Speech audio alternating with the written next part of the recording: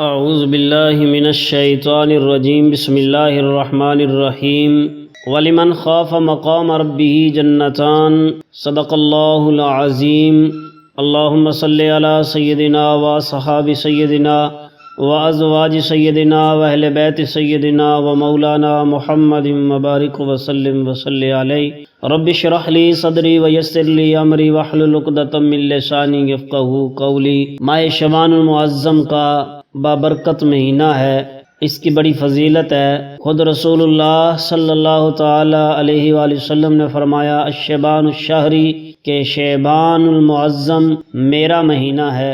اس سے بڑی اور فضیلت کیا ہو سکتی ہے کہ جس مہینے کو امام الانبیاء صلی اللہ تعالی علیہ وآلہ وسلم نے خود ارشاد فرمایا کہ یہ مہینہ میرا مہینہ ہے، تو حضرت انسان اس مہینے کے اندر زیادہ سے زیادہ اپنے اللہ کی عبادت کرنا، اللہ کے حضور قیام کرنا، اللہ کے حضور رکوع کرنا، اللہ کے حضور سر بسجود ہو جانا اور رجوع الی اللہ کی طرف رجوع کر لینا اور اپنے گناہوں کی معافی مانگنا، اپنے گناہوں کی معافی مانگ کر اپنے رب کو راضی کر لینا، استغفار کرنا، تو یہ ایک ایسا عمل ہے جس عمل کی وجہ سے اللہ اپنے بندے کو پسند فرماتا ہے۔ اور جب حضرت انسان اللہ کے حضور معافی مانگتا ہے، توبہ استغفار کرتا ہے، اللہ کا خوف دل کے اندر رکھتے ہوئے اس کے حضور حاضر ہو جاتا ہے۔ وَلِمَنْ خَافَ مَقَامَ رَبِّهِ جَنَّتَانِ، جو اللہ کے خوف کی وجہ سے ڈر گیا، اللہ کے حضور حاضر ہو گیا، اللہ کے حضور اس نے اپنے رب کو راضی کر لیا۔ میرا رب اس سے وعدہ فرما رہا ہے کہ جو اللہ کے خوف کی وجہ سے ڈر جاتا ہے، اللہ فرماتا ہے میں اسے 2 جنتوں کی بشارت عطا فرماتا ہوں۔ اے حضرت انسان، گناہوں سے توبہ کرنا بڑا اچھا عمل ہے، استغفار کرنا بہت زیادہ پسندیدہ عمل ہے۔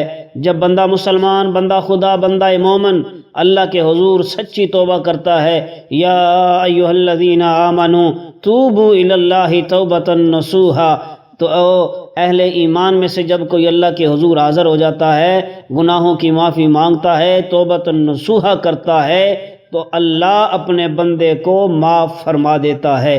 تو اے حضرت انسان، ماہ شعبان المعظم کا وہ بابرکت مہینہ ہے جس کی ایک رات ایسی ہے، جس میں ایک رات ایسی بابرکت رات ہے جو 15 شعبان المعظم کی رات ہے۔ اس رات کے آنے سے پہلے پہلے اللہ کے حضور سچی توبہ کر، اللہ کے حضور استغفار کر، اللہ کے حضور اس کی بارگاہ سے مانگ طلب کر۔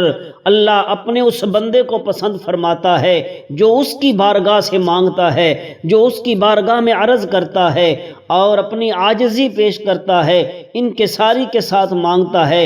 اللہ اس کو تقوی جیسی دولت بھی عطا فرما دیتا ہے، پرہیزگاری بھی عطا فرما دیتا ہے۔ جب حضرت انسان اپنے رب کے حضور جھک جاتا ہے، اللہ اپنے بندے کو معاف فرما دیتا ہے۔ تو یہ وہ بابرکت رات ہے۔ امام الانبیاء صلی اللہ تعالی علیہ وآلہ وسلم نے فرمایا جب بندہ مسلمان، بندہ مومن اللہ کے حضور توبہ کرتا ہے تو توبہ اس وقت کے آنے سے پہلے پہلے کر، ایسی توبہ کر کہ زندگی گزر جائے جس گناہ سے توبہ کی ہے دوبارہ اس گناہ کو نہ کرے۔ اللہ اکبر کبیرہ حمدن طیبا کثیرا۔